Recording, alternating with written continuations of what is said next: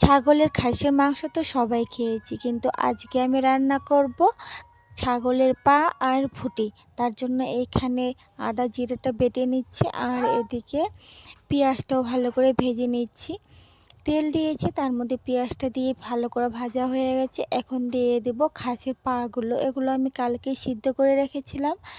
আর এখন দেব খাসির ফুটিগুলো, এগুলো ভালো করে পরিষ্কার করে আমি হলুদ দিয়ে একটু কষিয়ে রাখছিলাম।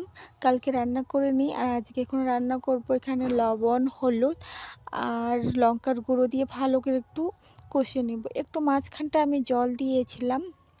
এখন আদা বাটাটা দিয়ে দিলাম আর জিরা বাটাটা দিয়ে আবারও ভালো করে কষিয়ে নেব। যখন একদম ভাজা ভাজা হয়ে যাবে, একদম তেল ছাড়বে মানে গা থেকে, তখন একটু সামান্য জল দিয়ে ভালো করে ফুটে গেলে নাড়াচাড়া করে গরম মশলা দিয়ে নামিয়ে নেব। আমার একদম রেডি হয়ে গেল